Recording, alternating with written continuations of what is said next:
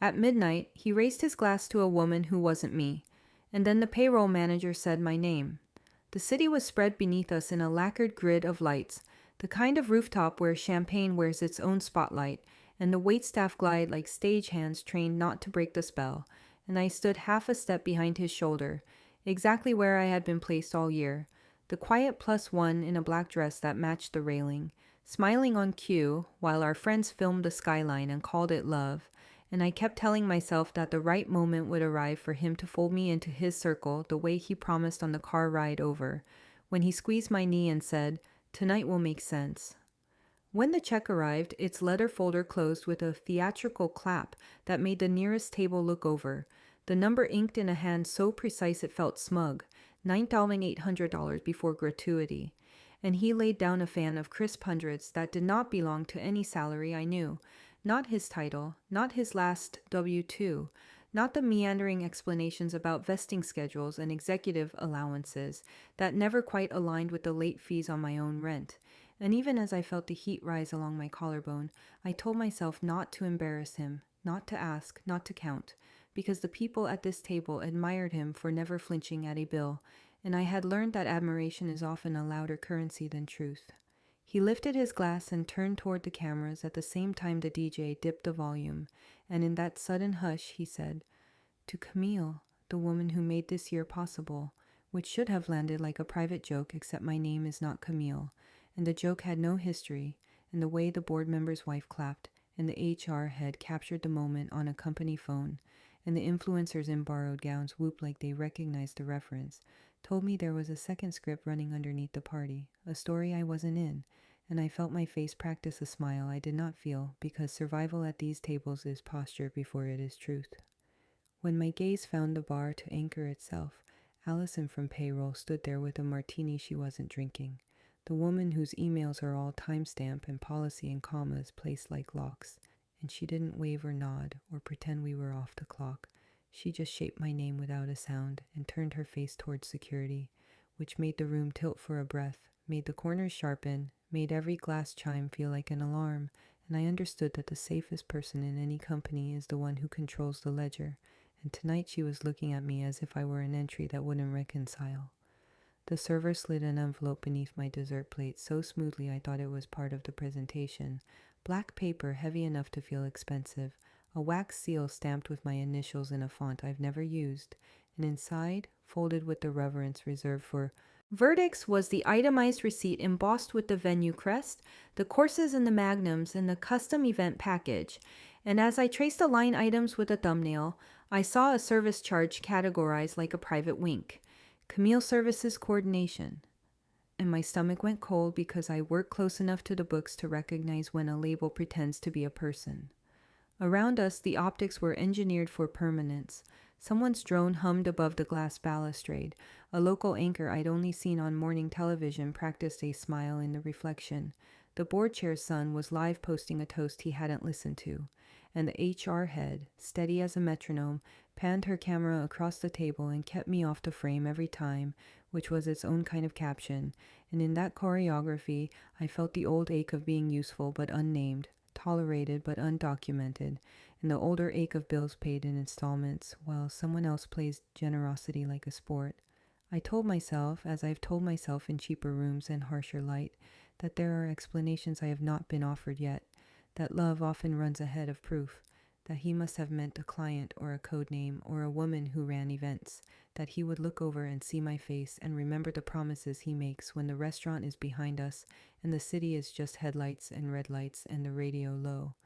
But the truth pressed harder, the arithmetic of the envelope against my palm, the way Allison would not meet my eye, the way my name in her mouth had summoned men in suits with earpieces rather than a wave hello. I felt the first betrayal arrive not as a dramatic break, but as a tilt, a small degree of wrongness that throws the horizon off, the suspicion that a birthday was really a ledger, that a romance was being underwritten by the company I keep afloat from a desk with ergonomic instructions taped to the monitor, that somewhere a vendor file wore a woman's name like a mask, and the life I believe we were building together was actually a budget line designed to make someone else's numbers look clean. He kept talking, hands open to the cameras, and my pulse braided with the bass line as if the song had borrowed my blood, and I let the envelope rest against my thigh so the wax wouldn't crack. And when I finally turned toward the bar, Allison had moved and security had not. And the harder I tried to slow my breathing, the more I could hear the steel in their walk. And the city beyond the rail felt farther away than states I've never visited. And I knew, the way you know a storm before the rain, that whatever this was had been set hours before I arrived. "Ma'am, could you step aside a moment?" the taller one asked, eyes on the envelope, voice like a policy manual. "Your payroll routing number's flagged tonight." My direct deposit showed a bonus I never earned, tagged with a project I never touched.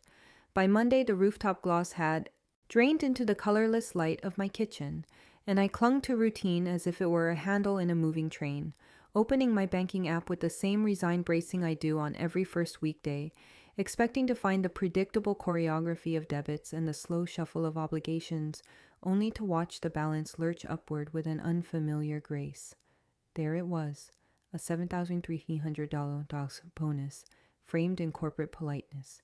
Memo line: Oxon Hospitality LLC, a company adjacent enough to sound plausible and distant enough to ring every bell I have sharpened through years of reconciling other people's wishful numbers. I work payroll at a sister company 2 floors and 1 firewall away, which means I know exactly where Oxon sits in the legal family tree and exactly how little I have to do with its ledger, and the math of that knowledge collided with the memory of champagne and cameras, and the way Allison said my name with her mouth and not her voice, and I understood that the party had not closed with the swipe of a black card. It had followed me home like a story that wanted to be written in my account. At my desk, the screens woke into their sterile blues, and the company VPN greeted me with its polite suspicion, and I told myself to treat the deposit like any anomaly I'd flag for an employee who needed guidance. Not panic, because panic is expensive and looks terrible in email headers. Still, my fingers moved with a kind of heat as I pulled the weekend bulletins and saw, tucked between a holiday payroll reminder and an open enrollment nudge, a memo stamped with the signature flourish I have seen on quarterly forecasts. Renata Hale, CFO, subject line: Birthday Hospitality Partnerships. Language so smooth it felt laminated, praising cross-brand synergy and celebrating surprise recognitions for teams that go above and beyond during key executive milestones. I reread that sentence until the edges frayed, because beneath its corporate confetti, I could feel the floor planning to shift. And when I printed the memo for my file, I noticed the timestamp. Friday, 4:11 p.m., 8 hours before the toast and the envelope, and the look that passed between Allison and security like a baton awaiting its runner.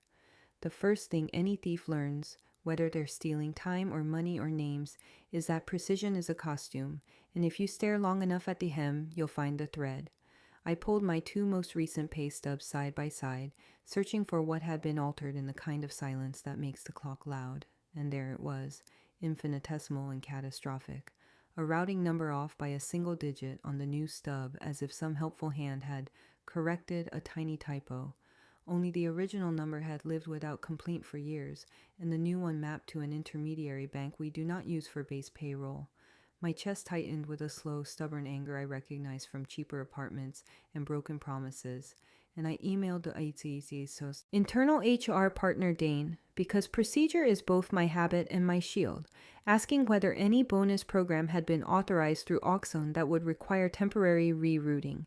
And he called instead of writing, his voice warm and performatively relaxed, calling it found money, with the joking tone men reserve for mistakes they want women to carry, promising to help fix it quietly, off the radar, if I could just not ring any compliance bells until after the monthly close.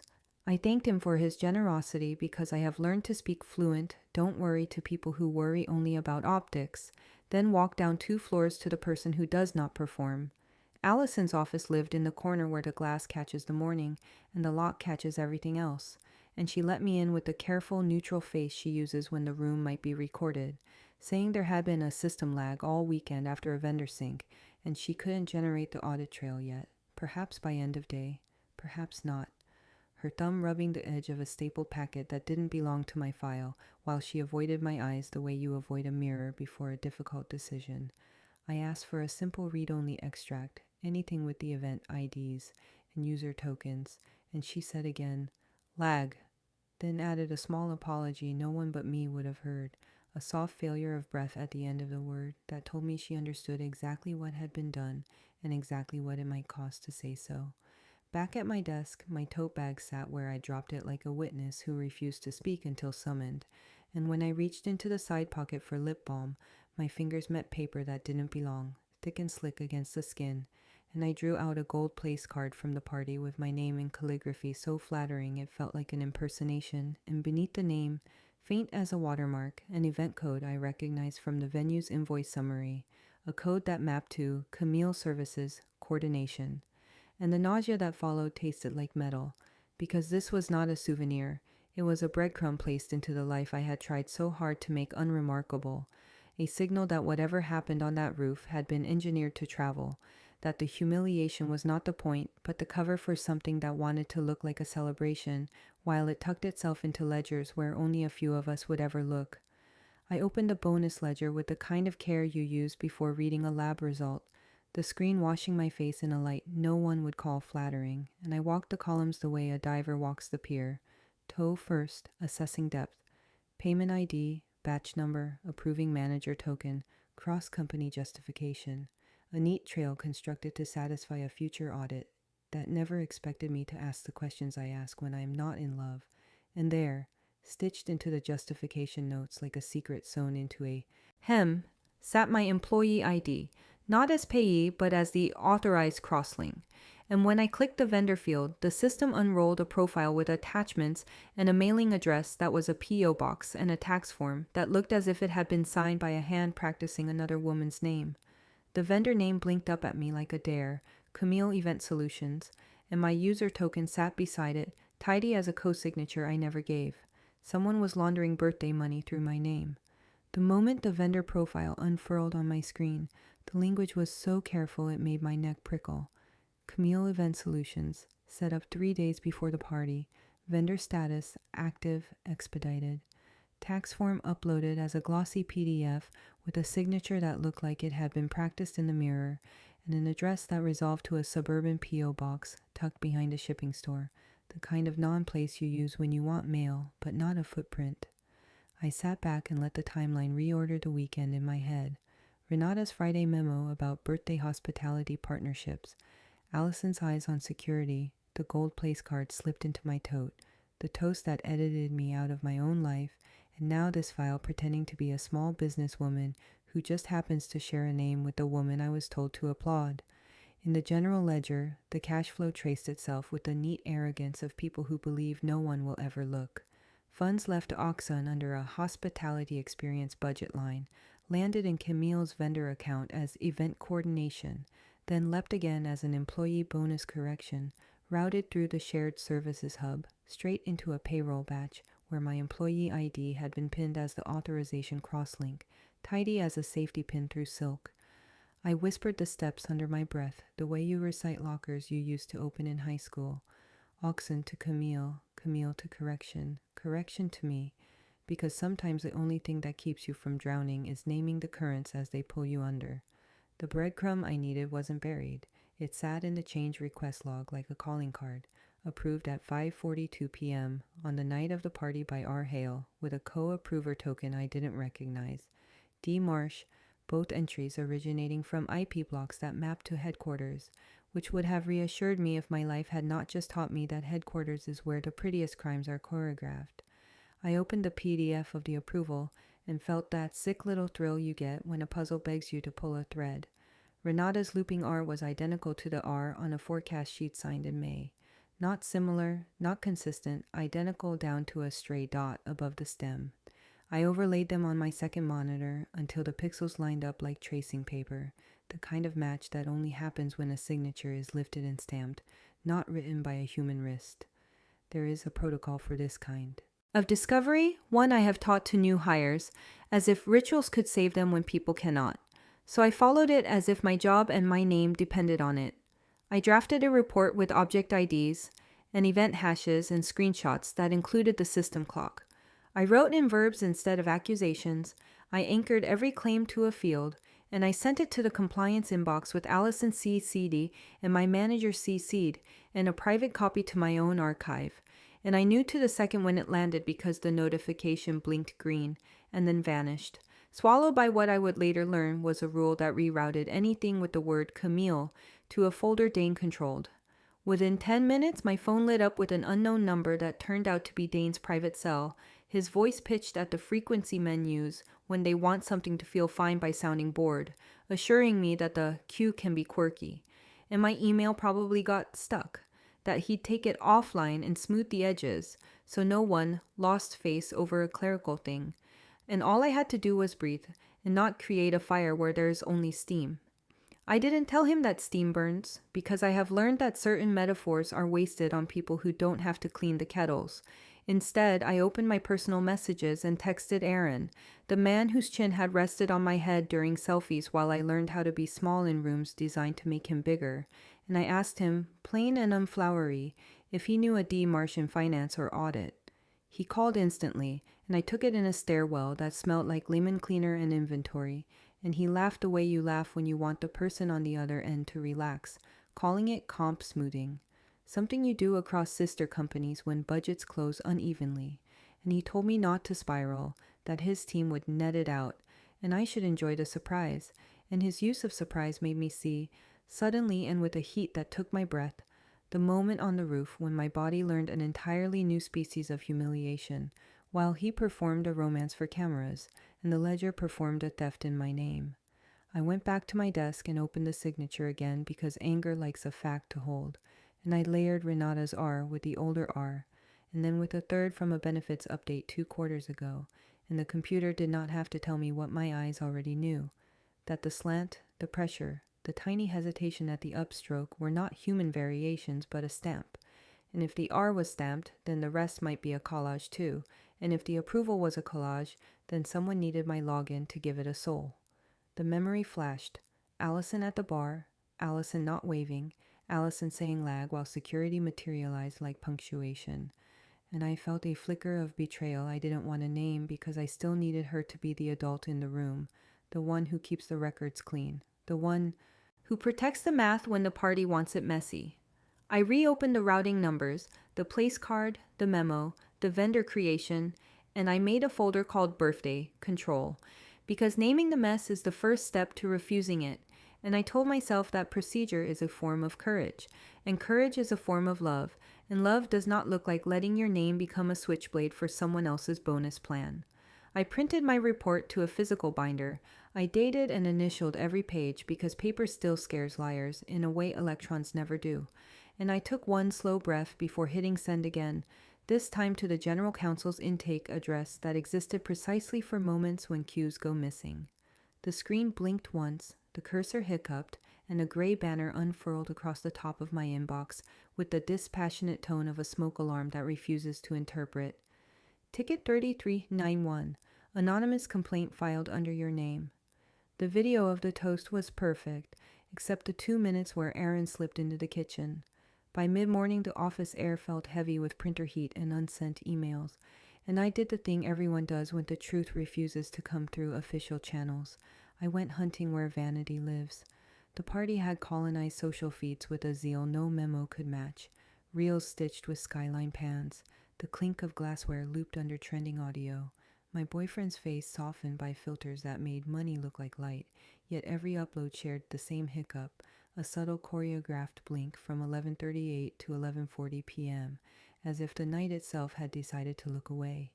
It wasn't a hard cut, it was a melt, the way snow erases a footprint without confessing who walked there. And the more I scrubbed through strangers' stories, the more that gap felt less like coincidence and more like a directive, the kind you deliver to a vendor with a contract and a waiver. I ran the time against the ledger in my binder, Oxon to Camille, Camille to bonus correction, my ID pinned like a butterfly, and the beat landed in my chest with a dull certainty. Whatever turned my name into a conduit wore those 2 minutes like a cloak. I messaged the bar to ask about lost earrings, because strangers will tell you more when they think you've lost something small and harmless. And the afternoon bartender, whose eyes had the friendly fatigue of someone who has seen too many anniversaries and badly, wrote back with the kind of kindness that often precedes a useful memory. He didn't find earrings, but he remembered a courier arriving through the service entrance at 11:36 p.m. with a sealed black envelope, and he remembered the courier skipping the host stand to knock on the kitchen door like someone following instructions learned by repetition.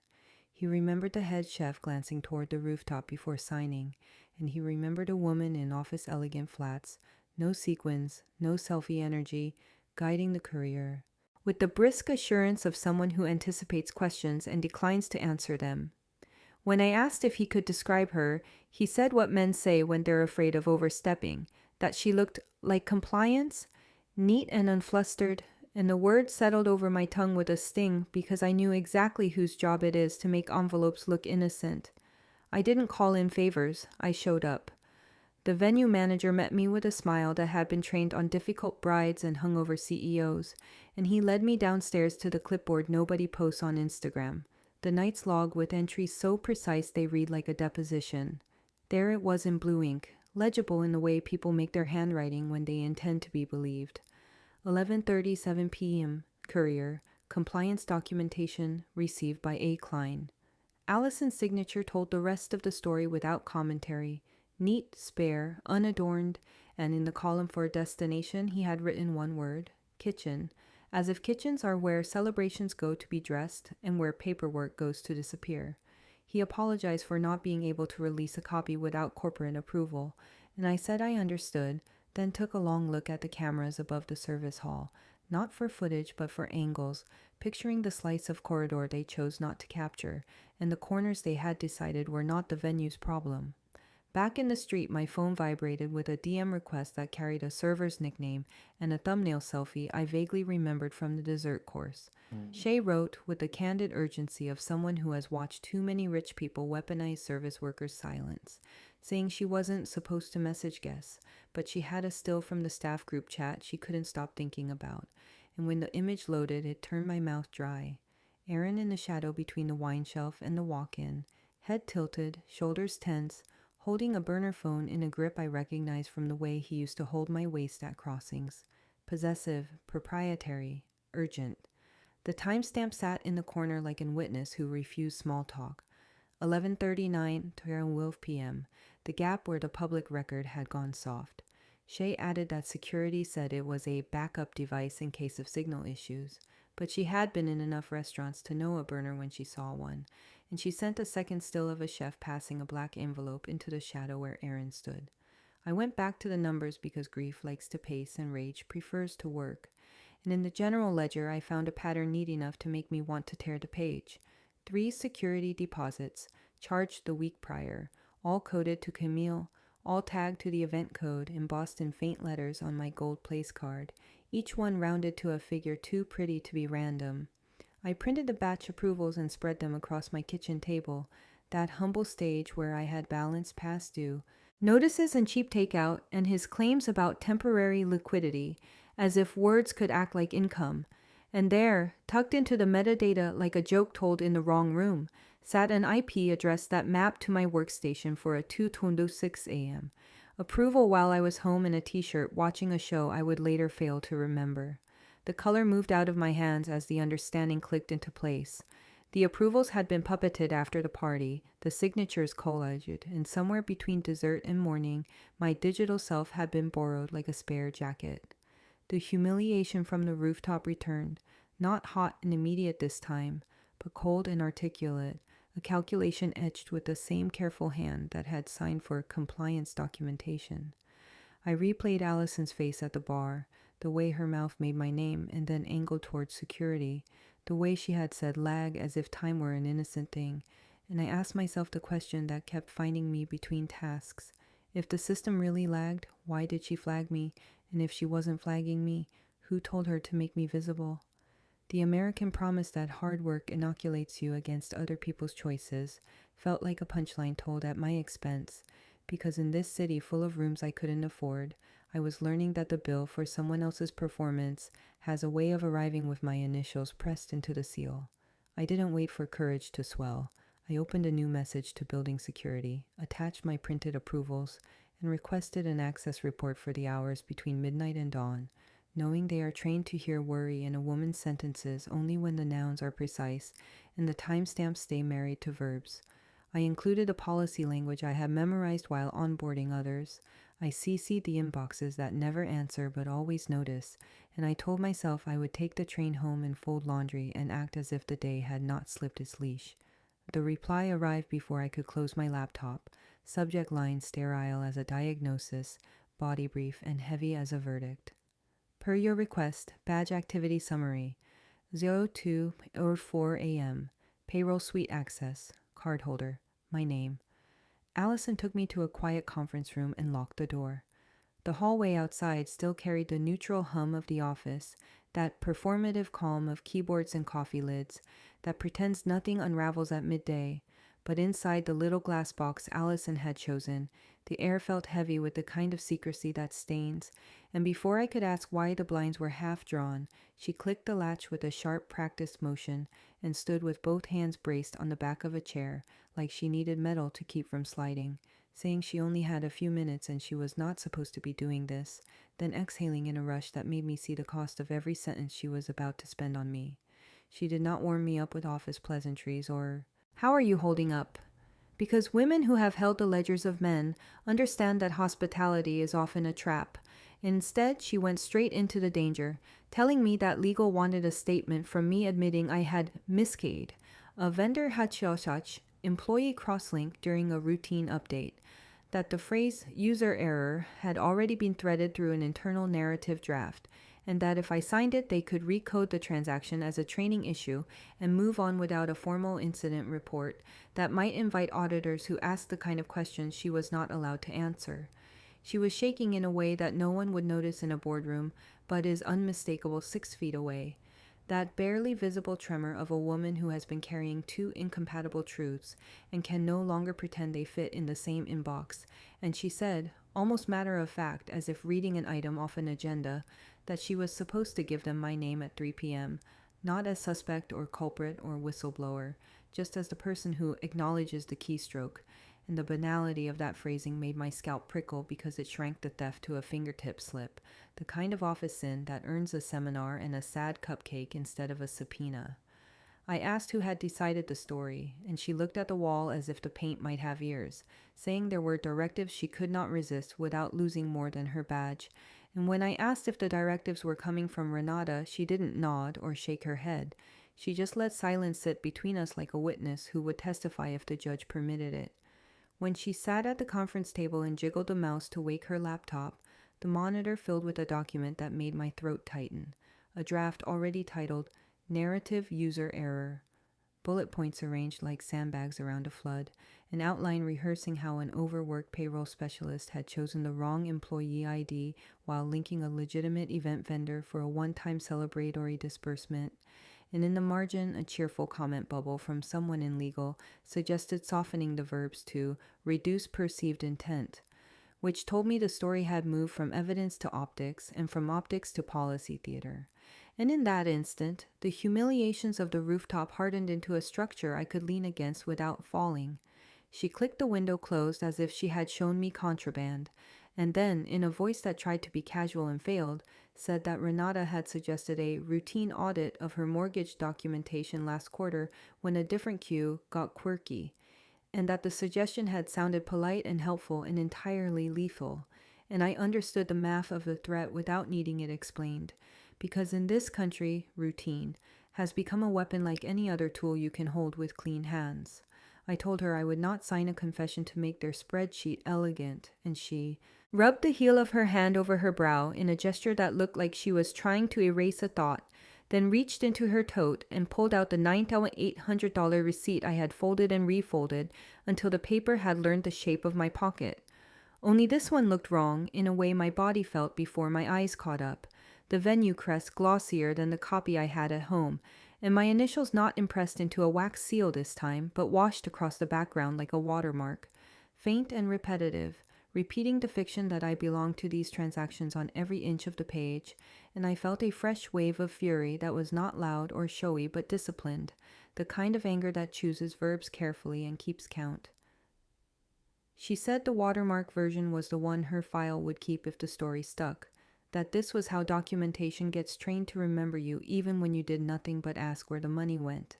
And I could not decide whether to laugh or cry at the elegance of a lie that embeds itself into the stationery. I did not reach for my phone because I have learned the difference between a record and a provocation, and because the best way to keep a frightened colleague from vanishing is to avoid giving anyone the pretext to call her impulsive.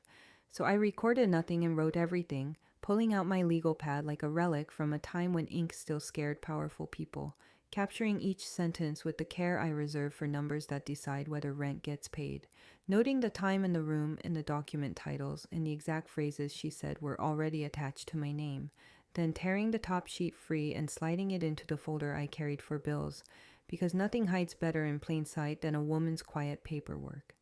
I told her I had a cousin who did contract work for a solo attorney who still stamps things with a date device like a librarian, and that if I could get the notes to her by lunch, they would be entered into a timeline that doesn't blink, and Allison nodded like someone accepting air. There was a softness in her face for a heartbeat that made me think of the first week I met her, how she had corrected a decimal on a reimbursement without comment, and then sent me the policy citation as if she were a teacher who believed I wanted to do the math right, and I realized I was grieving the loss of a world where that was all we needed to keep our jobs safe. She slid the receipt back across the table, as if returning a weapon I didn't ask for, and she said she would stall until 3 if she could, maybe say she needed to cross-check a subledger or that her VPN had dropped, and I thanked her not because I wanted absolution, but because gratitude is sometimes the only currency two women can exchange when the men in the hallway own the bank. I gathered my folder and my pen and stood to unlock the door myself so she could keep her hands clean if anyone asked where she had been, and as the latch released, she leaned forward, not looking at me, but at the neutral carpet that makes every office identical to the next, her voice dropping into that register people use when delivering a test result in a corridor, a tone trained to prepare you for the paperwork you will sign regardless of how you feel. He said if you push this, she whispered, your health insurance gets reviewed. Renata smiled like a dentist, polite, clinical, holding a drill. They chose a room with no windows, only a framed photo of the city that looked like a stock image of prosperity, and positioned me so the door was behind my shoulder, which is the kind of staging you learn to notice after a week like mine. Renata sat at the head of the little oval table with her legal pad squared to the grain, a pen aligned like a scalpel, and Dane took the seat to my left, where he could angle his phone just out of my sight. She opened with empathy cut to regulation size, saying, I know this has been stressful, as if stress were a weather system and not a design, then slid a printed page toward me titled Process Correction. Acknowledgement. Language sanded smooth by 100 corporate hands. The terms wore their best manners. No termination, no formal discipline beyond a coaching note, the $7,300 reversed to clean the ledger. The ghost vendor quietly retired, and in return I would initial 3 boxes stating I miskeyed during routine maintenance. It was the sound of mercy engineered to masquerade as fairness. I stared at the paragraph where my name appeared as a cause rather than a target, and let the memory of Allison's locked door confession settle my breathing. When you work in payroll, you learn to respect the temptation of tidy stories. They move through departments without snagging. They satisfy compliance checklists. They let executives sleep. But I also know how easily tidy becomes untrue, and how often it is women's handwriting that gets recruited to make a fiction legible. Renata tapped the page with her pen, not impatient, simply marking time, and said if I signed before lunch, she could ensure the reversal posted this cycle, and we can all move forward with a lesson and not a scandal. She turned the words lesson and scandal like she was choosing between flavors, and I felt that disciplined anger rise again, the kind that keeps the nouns straight even when your hands want to shake. I told her I would consider acknowledging a correction if it documented the truth, and the truth did not live on this single sheet. If this was an error isolated to my ID, then a system-wide audit of vendor creations and crosslinks should present no threat. If my routing number was accidentally changed, then restoring my original number could happen now, not after the monthly close. If the vendor was legitimate, then documentation could survive sunshine. Renata's lips thinned almost imperceptibly, which might have read as disappointment if I hadn't seen the Hilsleidung. Same look on her face when a forecast missed by a hair. It wasn't emotion, it was calculation. She said audits were disruptive and expensive and unnecessary given the narrow scope. And I said narrow scopes are things you find in laboratories and hunting blinds, not in finance when a person's name has been turned into a pass-through. While we were still speaking, Dane's phone chimed with the vibration pattern people use for messages that aren't meant for conference rooms, and a moment later, my own phone flickered with a private text from him that might have sounded like solidarity if I hadn't finally learned how to hear men who prefer back channels. Take it. Aaron will make this right later.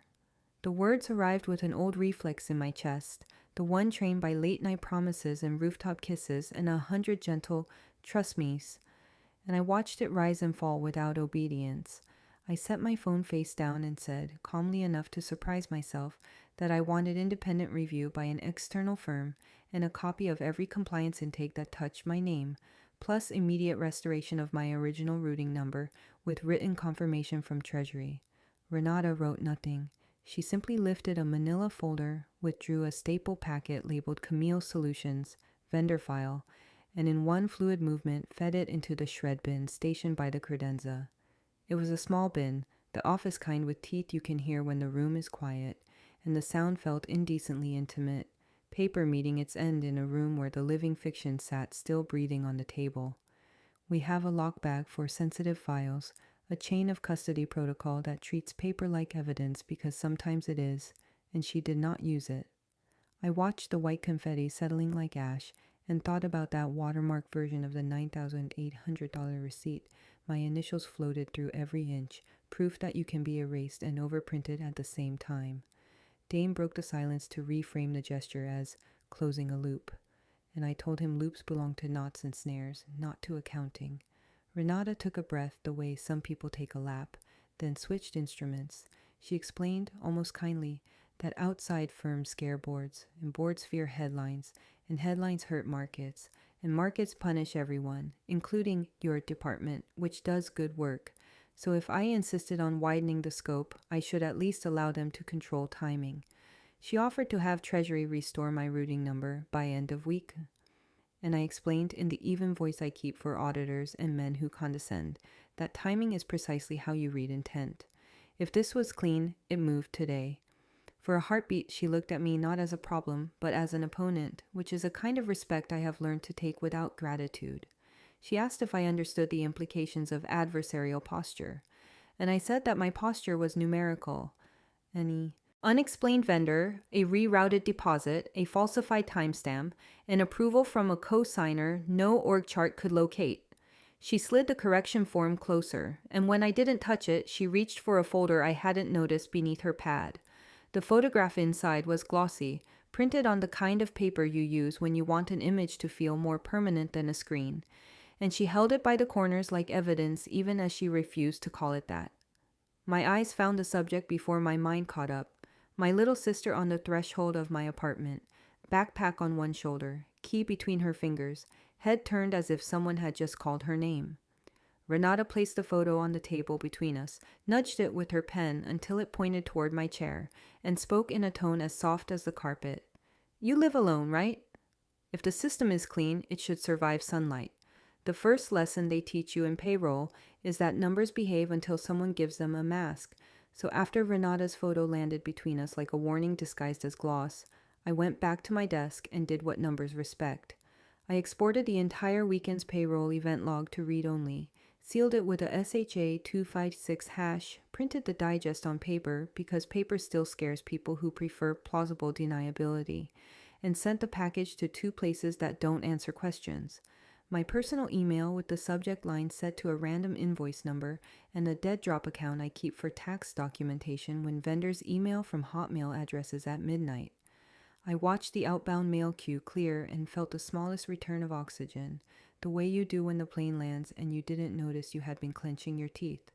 The second lesson is that truth needs corroboration.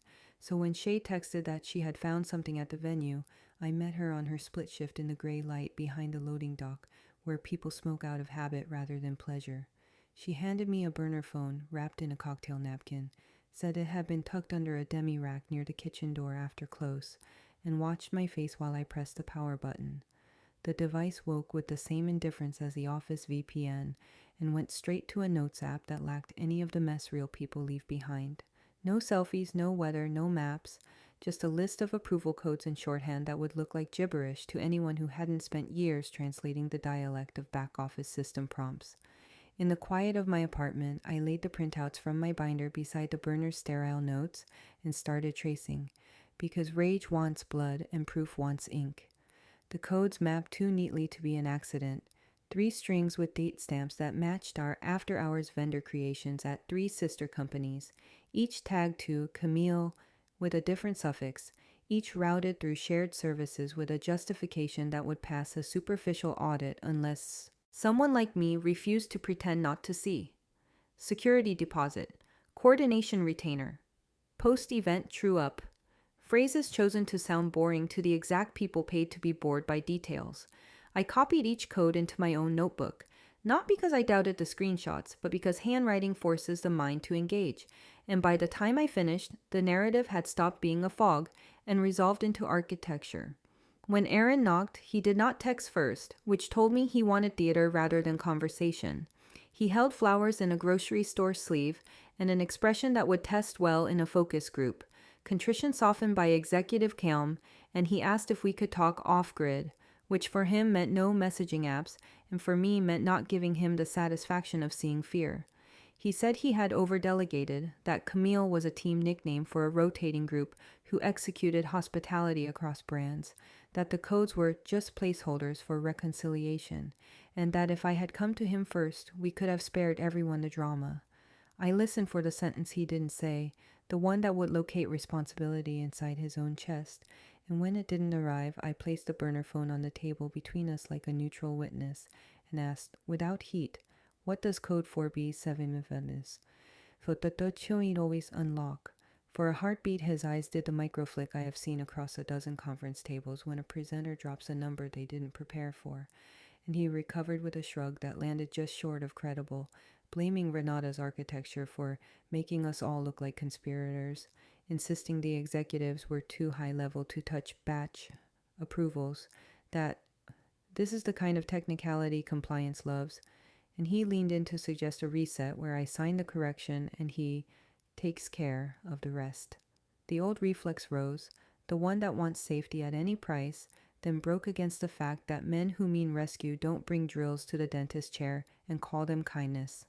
I thanked him for coming, told him I would present my findings to the board audit committee during open session, and watched the temperature of the room drop a few degrees as he calculated whether anger or charm would serve him better.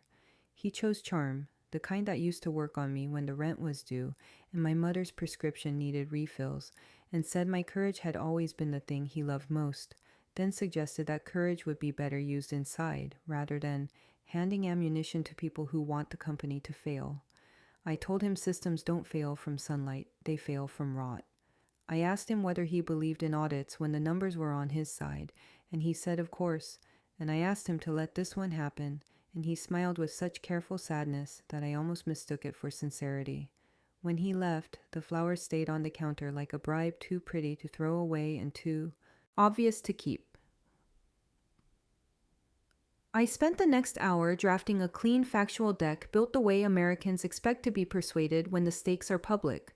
Timestamps, IP addresses, signature overlays, cross-company mappings. No adjective strong enough to invite a defamation claim. Every claim tied to an artifact a second person could hold. I added a slide titled Governance Risk because boards understand that phrase better than they understand the word shame. And I rehearsed the sentences that would move my body from the audience microphone to the part where people stopped checking their phones. When I finished, I placed a copy in my dishwasher, because thieves don't look there, texted my cousin the hash, and set an alarm for dawn.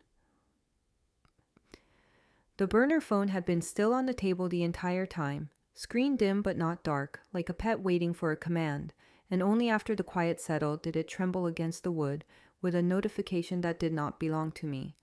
The sender ID said Camille, which was either a joke or an admission, and the message arrived with the cruelty of someone confident they control more doors than I can name. Stop by the lakehouse, come alone. I went, because they expected fear, yet brought a notebook, not a wire. The lakehouse sat where the map turned from road to suggestion, a rectangle of glass and wood pressed against water gone dark with early evening, the kind of place that substitutes quiet for conscience. County records had said the deed belonged to North Lane Holdings, which turned out to be a shell nested inside two other shells, and when I traced the incorporator, it looped back to a service office that did nothing but notarize other people's shadows. I parked 2 curves away and walked the shoulder with my tote compressing against my hip, rehearsing the things I would do and the things I refused to do. Document, not break. Observe, not stage. Leave the scene better than I found it, which in finance means leaving it truer. The key under the planter was either arrogance or hospitality. I lifted the pot, took the key, and entered into air that smelled like cedar and new money pretending to be rustic. Inside, the living room presented itself like a brochure, and the kitchen gleamed with the kind of appliances that take instruction. But it was the office that felt honest. 2 lateral files, a desk not yet scarred with time, a printer stacked with forms the color of obligation. On the corkboard were delivery slips printed on thick stock that called themselves hospitality boxes, addressed to a rotating list of properties our companies rented when executives wanted privacy. The descriptions written in a euphemism dialect: media comfort kit, recognition set, celebratory collateral, and I photographed each one with my phone, framing the barcodes so any stranger could look them up. The dates staggered neatly around board meetings and product launches. If you organized them by quarter, a pattern bloomed. The desk drawers were the quietest liars I have ever met. In the top right, tucked beneath a leather blotter, sat a stack of gold place cards with women's names pre-printed in the same expensive calligraphy as mine. Some I recognized from the rooftop, some from company holiday photos, one from a philanthropic gala where Aaron had introduced me to donors by my job title instead of my name. At the bottom of the stack, mine appeared again, not once but in triplicate, as if contingency plans required extra spellings. I slid one card half an inch and took a photo that caught the shadow of my hand, because a shadow proves you were there. Behind the cards, a small USB rested in a felt sleeve shaped like a secret. The label in matte silver read TTPR. When I plugged it into the desk monitor, the directory showed 2 spreadsheets with names that did not bother to pretend: toasttargets.xlsx and prangles.xlsx, and a README that declared itself a working document for Soleil. Alignment between experience and narrative. My stomach tightened the way it does before a bad blood panel result, not because I didn't expect it, but because expectation does not dull impact.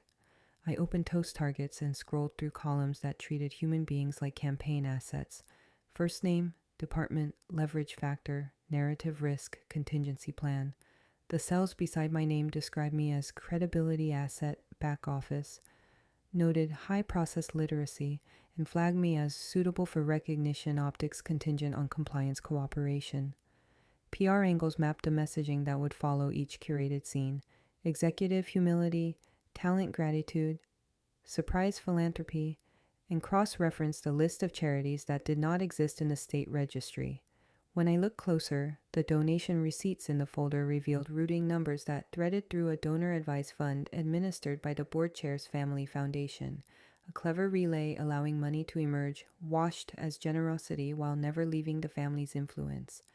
I didn't take the files. I counted columns and wrote the hashes by hand, photographed the directory with timestamps visible, and copied only the headers to my notebook because documentation is a blade that works best when it cannot be accused of theft. Through the office window, I saw a headlight sweep across the pines and disappear, and it took 2 beats to register the outline of a car I recognized as Allison's, parked near the boat launch with her head bowed over the steering wheel. I left the house the way I'd entered and tapped the glass. When she lifted her face, the mascara and the salt made a map of everything she'd swallowed that week. She said she had been invited here earlier by Renata's assistant under the euphemism of file reconciliation, and on the table they placed forms to refinance her mortgage through a preferred partner who could improve her security. And all she had to do was help frame the narrative so the company could be spared a costly distraction. Her voice broke on security in a way that made me think of the photograph of my sister at my door, and I understood why Allison had watched the conference room carpet when she warned me. Threats delivered in the language of safety find their mark. She handed me an envelope identical to the one from the rooftop, but this one was unsealed and empty, a prop waiting for content, and I told her I wouldn't carry their theater for them. In return, she told me the names of two other assistants who had been asked to pre-fill place cards with women's names they barely knew, and the man in Legault who had drafted the user error narrative before the batch approvals even ran. I asked if she wanted me to drive her home. She shook her head like a person who has learned to distrust proximity more than distance, and I asked if she wanted me to put anything she'd said into writing under my own name. She said not yet, but soon, and I nodded because soon is a bridge you build with care. Back inside, I exported the USB's file tree, took photographs of the headers and the first rows without scrolling, and wrote down the SHA hashes from the device's properties so no one could claim I'd altered what I hadn't touched. Every click felt like a footfall on new ice, that thrilling, terrifying hollowness under solid-looking surfaces. I closed the windows, ejected the drive, realigned the gold place cards to leave no absence, wiped my prints from the felt sleeve, and took one last photo of the desk from the doorway with the lamp on, a shot that shows everything and nothing, the way evidence looks when it's still behaving. The driveway filled with light before I heard the engine, and in the same breath, the front door opened on the clean hinge sound rich houses make, and Aaron stepped into the entry with Renata half a step behind, their silhouettes cutting the lamplight as if they had practiced this entrance on people they didn't expect to think. He didn't look at the computer or the drawers or the envelope in my hand. He looked at my face the way a man checks a stock ticker. "Hand her the envelope," he said, as if there had only ever been one script and I had finally learned my line. The toast wasn't romance. It was a ledger entry. Aaron didn't reach for me or the envelope. He reached for the narrative the way he always does when numbers start to behave like witnesses, settling into the doorway with that calm, people mistake for integrity and saying that I had misunderstood the architecture, that Camille was never a woman so much as a composite vendor shell designed to pool off books perks, ride shares, private dining deposits, seasonal gifts, so the noise wouldn't clutter departmental budgets, a convenience wrapper to keep auditors focused on the real work, and that any overlap with payroll was the kind of harmless comp smoothing you do when benefits and bonuses run on different calendars, a little alignment so the talent felt seen. He framed it in the paternal tone executives use when they'd like a complicated theft to sound like an administrative kindness, murmuring, "No victims, just optics," as if the difference were moral rather than cosmetic, as if my routing number had not been bent to carry someone else's applause. Renata slipped past him with the cool economy of a woman who keeps her emotions in a lockbox and her policies in ink, and she set her tote on the desk I had just closed, the room rearranging itself around her like it had been staged for this exact entrance, and she offered the kind of smile you put on a brochure about corporate citizenship as she said that what I was calling deception, the industry called discretion, that all sophisticated companies maintained flexible accounts to handle sensitive engagements without drowning managers in line item trivia, that the board had not only been briefed but had approved a framework for hospitality harmonization, her mouth shaping euphemism with the fluency of someone whose words are counted for sport. She described slush without using the word, invoked industry standard without citing a standard, and glanced toward the window with a patience that told me the headlights in the drive were not a surprise but a step in the choreography. I put the envelope on the desk, not between us but squarely in front of me, as if I were the one asking for proof rather than the other way around, and I started where any auditor would start when they want the room to understand the cost of pretending. I laid out the chain in a voice I save for people who confuse confidence with credibility.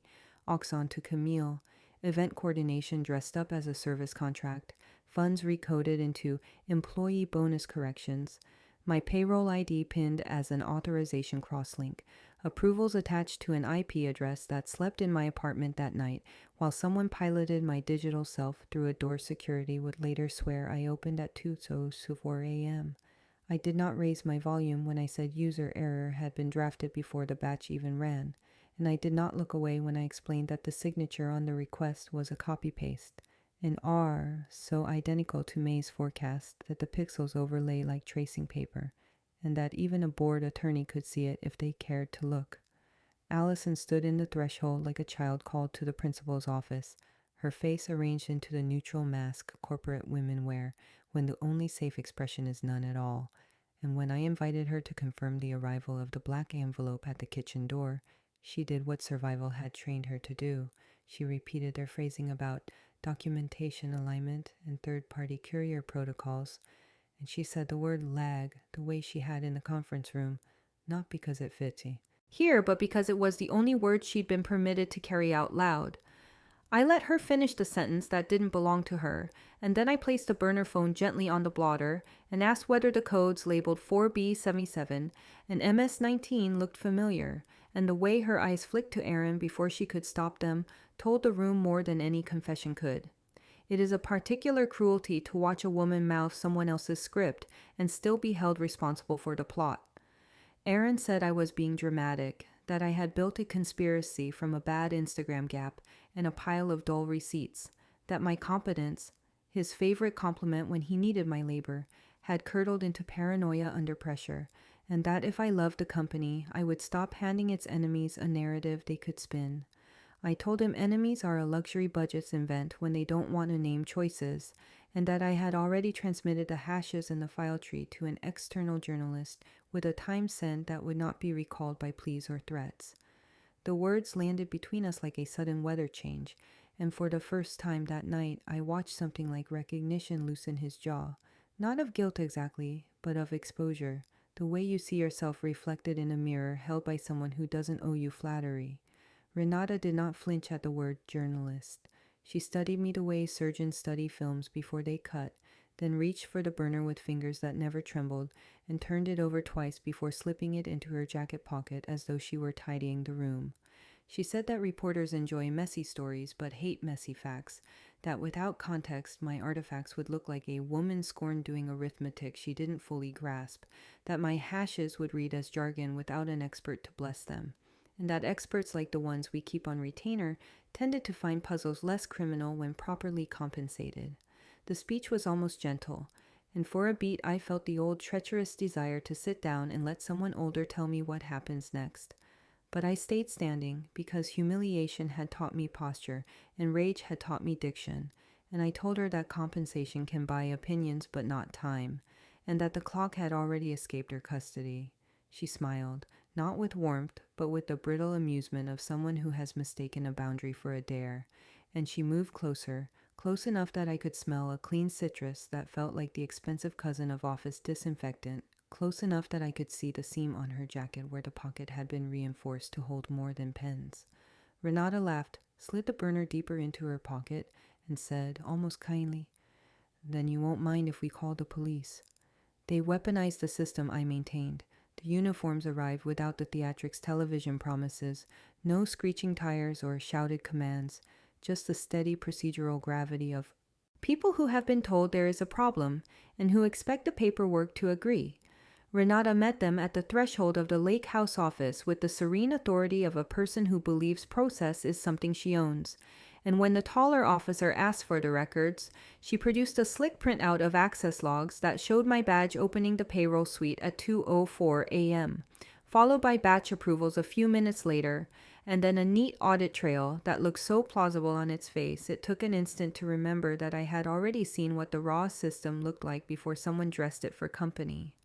The officer pivoted to me with polite skepticism, the kind that gives you a chance to hang yourself gently, and asked if I had anything to add, so I did the only thing that has kept me upright through weeks of curated confusion. I opened my email and pulled up the immutable hash I had sent to myself and to the dead drop the night before, the timestamps lit in a font that doesn't care who you date, and I held the screen where his body cam could see and told him that whatever he had been handed was born after this message existed, which meant the logs he was holding were not a record, but a costume. Renata tried to frame my demonstration as a misunderstanding born of stress, her voice trained into that soft edges tone executives use when they prefer the narrative to stay close to their hands, but I was already moving the room toward facts that would require witnesses who didn't take orders from her, and I said, carefully and with the deference due to the badge, that there was a second piece he should have before he formed an opinion about who had used my identity like a skeleton key.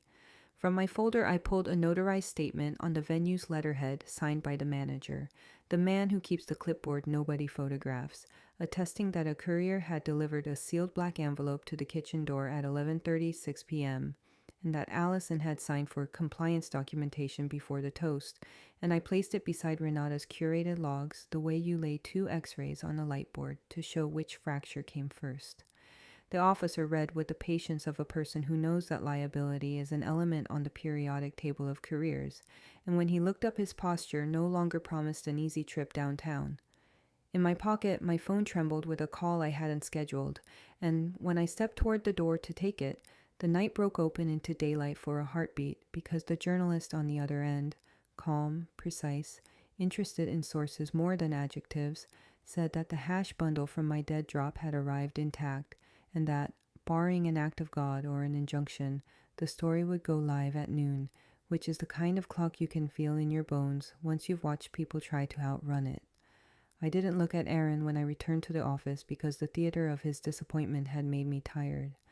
I addressed the officer and said that a public record would shortly exist, describing not just a birthday but a system, and that while I understood he had been asked to perform an arrest, what I was asking for was smaller and more honest.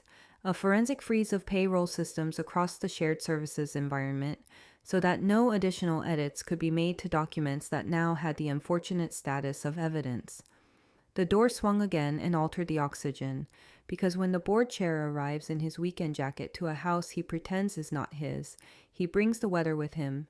His face was the pallor of men who rarely hear no. And he did not waste breath on my name or my alleged crime.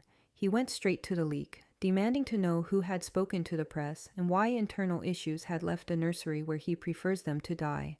And in that fury, the mask of stewardship slipped enough to show the contempt underneath. He attempted to redirect the officers with a complaint about proprietary information and disgruntled employees, and I watched their eyes memorize his posture with the quiet, democratic boredom of public servants cataloging a man who thinks the law is a golf club. Renata tried one last time to reclaim the narrative by speaking fluent inevitability, explaining to the officers that arrests are routine in white-collar cases when there is a risk of tampering, reminding them that I had access to systems and that, for the good of the company, the easiest path was to let legal handle it. But the thing about easy paths is that they often bypass the truth, and I kept my voice steady as I repeated the specific thing I was requesting: an independent forensic freeze, supervised by a third party with read-only credentials, imaging of servers and endpoints before any patch or purge, preservation of logs in their current state, and documentation of chain of custody from this moment forward, so that later, when people forgot the exact shape of tonight, the artifacts wouldn't. I told them I understood the inconvenience to the company, and that inconvenience is often the only sound accountability makes in a room designed to absorb noise. Allison stood small in the corner, brittle with the work of staying alive in a structure that had asked her to choose between the truth and her mortgage, and when our eyes met, I hoped she saw what I meant and not just what I said, that I was doing this for both of us, for every woman who has been asked to carry a man's ledger in her mouth. The officers conferred quietly, one thumb on his radio like a man who knows that timing can redeem or ruin a career, and the rest of the room performed their own silences, Aaron rehearsing wounded leadership in the window's reflection, the chair texting with the hunch of a boy caught with contraband, Renata's fingers resting lightly on the pocket where the burner slept as if it were a rosary. The radio crackled with static that felt like relief. Getting its first mouthful of air, and the voice that came through did not belong to anyone in this room. It carried the dry authority of people who only announce things when they are already real. "Hold," the dispatcher said, and then the words turned the floor solid beneath my feet. The Attorney General just issued a preservation order. If a toast is a budget line, then a microphone is a ledger. The press conference lived in that thin air where shame and spectacle overlap. Rows of cameras like unblinking auditors, a podium with a seal that pretends to be neutral, and a wall of hand-lettered signs held by employees who've learned that policy changes only happen after somebody speaks into a sound system. The Attorney General's order had snapped the company out of its choreography. Overnight, auxiliary companies were suspended, and by morning an external audit firm had been installed with badges and rolling cases, their faces set to the careful blank that says they plan to take your Sunday. I stood behind the velvet rope with my binder tucked against my ribs, watching executives adjust their expressions to the lens, and I felt that tight, low hum in my sternum that arrives when the truth finally finds a microphone and refuses to hand it back. When Allison stepped up, the room shifted, not because people recognized her, but because they recognized the way she held the paper. She didn't speak in the vocabulary of grievance. She read from a sworn statement that fit inside the scaffolding of law. Mortgage coercion wasn't a metaphor anymore. It was a bullet point. She named the user error script as vendor fabrication executed under instruction, and she described how false flags had been directed toward my ID, so the clean narrative would have a single female culprit who also happened to be easiest to replace. The reporters didn't gasp. They wrote faster, which is the more honest gasp. The audit firm's preliminary findings arrived like controlled explosions. Charity shells that had decorated our press releases led back to the board chair's nephew, a man who had treated donor-advised funds like a personal washer-dryer, cycling money through praise and back to advantage. A staff attorney read the list of resignations like a roll call at the end of a semester. 2 auxiliary CFOs, the nephew, a procurement VP who had never met a euphemism he didn't like.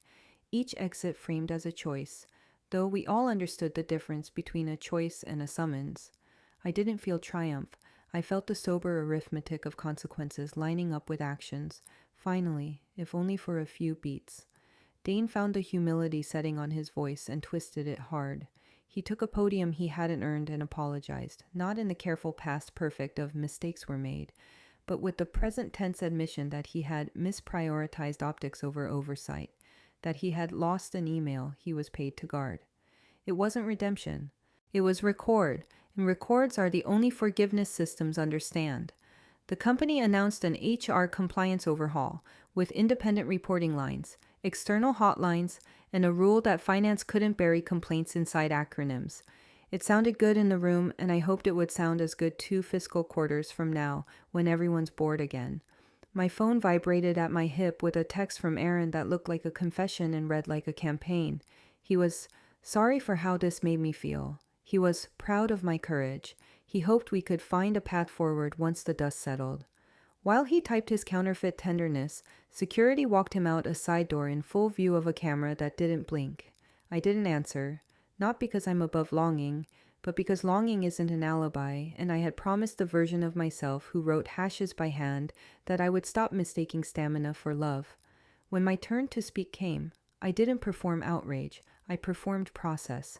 I recited the chain like a catechism, Oxon to Camille, event coordination to bonus correction. My employee ID as crosslink, the falsified 2:04 a.m. access, the copy-pasted signature, the burner codes that aligned across sister companies. I told the room exactly what had been threatened, my job, my insurance, my family's stability, and exactly what I had done anyway, export, hash, transmit, preserve. I used the strong nouns that keep defamation lawyers asleep, and the short verbs that make juries trust you. And when I stepped back, I felt the rare relief that comes from matching the volume of your voice to the weight of your evidence. The auditors took over with slides that looked like weather maps for a storm we had learned to live inside without naming it, swirls of money curling into the same bays, wind patterns of approvals that favored certain signatures, a heat signature of hospitality harmonization clustering around events where the board wanted applause more than oversight. They explained the forensic freeze, the imaging of servers, the chain of custody taped to evidence boxes like luggage tags you never want to read.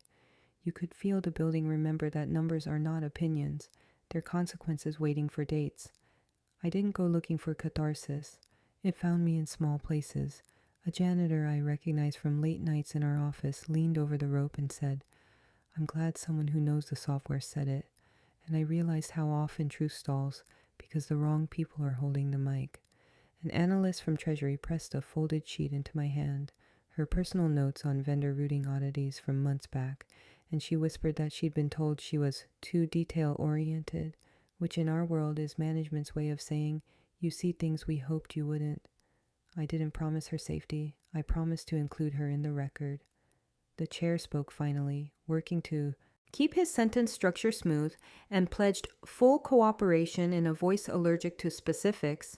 He announced that the company would fund an employee restitution pool for anyone whose name had been used to authorize a lie, which wasn't justice but sounded like a down payment on it. I thought about how often American institutions mistake broadcast apologies for repair, how easily microphones turn accountability into content, and I vowed to keep showing up even after the cameras left, because governance fails in the quiet between headlines.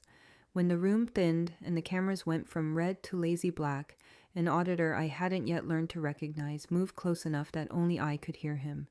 He didn't congratulate me or warn me, and he didn't ask for a quote. He acted like a person who knows where the bodies are because he's mapped the shovels. "There's a second set of books," he said, voice level as a ruler, "with your name in the footer." They built a palace of receipts and tried to crown me with it. The forensic team did not bring drama. They brought discipline, the kind that feels like winter light, clean and unforgiving. On mirrored drives and image laptops, they found what the quiet auditor had warned me about: duplicate ledgers, identical in architecture but not in intent, the public books trimmed for elegance, and the private sets swollen with hospitality harmonization, security deposits, and bonus corrections that funneled through shells wearing charity perfume. My name appeared not as thief or hero, but as template approver, a default signature stitched into workflows so higher-ups could draft behind me and call it routine. It was an insult dressed as respect, the reputational camouflage a system gives itself when it needs a woman's credibility to run dirty without looking it. The Attorney General filed charges with the flat diction of statutes, and headlines translated the language for people who prefer verbs: fraud, coercion, conspiracy. Renata left the courthouse in a suit that fit better than the story she told herself about governance. The bored nephew kept his chin up like an heir refusing gravity, his philanthropy suddenly shy of daylight. Indictments are not absolutions, but they are a kind of punctuation the powerful rarely read aloud, and I let myself breathe in the space their names made when the docket listed them beside mine, without the usual narrative contortions. For the first time since the rooftop, I did not feel like a prop in somebody else's scene. Internally, the company tried to make repair sound like innovation. A restitution fund was created with numbers large enough to look generous on a slide and precise enough to feel accountable in a mailbox. Employees were reimbursed for any transaction that had borrowed their identities as scaffolding. Compliance, shamed into clarity, built a firewall around payroll access with multi-factor prompts and role-based slices so narrow they felt like paper cuts, and a new rule forbade any composite vendor whose business could not survive the sentence, "Explain this to a grand jury." It wasn't a cure, it was a change in posture, and posture is how institutions tell you who they're trying to be. I moved out of the apartment that knew the sound of my late-night hashing, and the way my body learned to sleep with one shoe on. I chose a smaller life on purpose, a walk-up with thin walls and good light, furniture that doesn't pretend to be heirlooms, a kitchen table clear enough to host only meals or evidence, nothing in between. I kept the job only after the audit cleared me, not because I loved the company that asked me to disappear into a neatly phrased mistake, but because staying let me protect the pathway I know best, the little doors inside software where truth either passes or dies. I asked for a title change that honored what I actually do, and when they offered me a raise without a seat, I said, "Seats are the race." The $9,800 receipt sits behind glass on my new wall, not centered, not lit, not treated like an artifact of triumph. It is a boundary, the frame a reminder that paper can bless a lie and still be forced to tell the truth when you hold it at the right angle. Some nights I stand before it the way people visit old chapels, not for worship but for alignment. The watermark they once printed to claim me is still faintly visible if you tilt the glass. I leave it there, my initials repeating like a prayer I no longer owe anyone. When the city invited me to a town hall on workplace power and money, I dressed like a person you'd trust with your paycheck, not like a heroine, and I kept my voice at the pitch of procedure. I spoke about financial abuse in professional hierarchies, about how coercion prefers policies to fists, about the soft blackmail of benefits and mortgages, and process corrections, about the way women get recruited as fonts and filters, signatures and scenery, asked to bless machines that intend to crush them. I described hashing as an act of love, chain of custody as a romance with the future, and the relief of hearing the click of a preservation order like a door locking on a room where the story can finally stop changing. Afterward, people waited with notebooks and with stories, and I listened until the janitor's cart rattled and the night staff yawned. A nurse handed me a copy of her own ledger of small violations. A teacher pressed a receipt where her name had been used to buy the wrong books. I told them what I had told myself in a kitchen that smelled like printer heat and resolve. Paper is not proof until it meets sunlight, and fear is not prophecy if you keep walking. Back home, the hallway smelled of paint and somebody else's dinner, and the mailbox held a single sealed envelope without a return address, the paper thick with the confidence of people who assume you still want their invitations. Inside waited one gold place card, my name rendered in the calligraphy I now recognize as the typography of control, and beneath it a date next month. I turned it over once, twice, the way you examine a relic for exit wounds, then set it beside the framed receipt so both could share the same honest light. If they invited you to that table, I ask you, would you sit or flip the table over? If this hit a nerve, tell me the exact moment you knew something was wrong. Your comment might help someone spot it sooner. Hit subscribe and turn on notifications if you want more first-person exposés where the receipts talk. Share this with one friend who's ever been told user error when they knew it wasn't. Want a part 2 with the second set of books? Say books in the comments and what you want me to pull next. And if you've lived a version of this, drop your red flag story below. I'm reading every one up.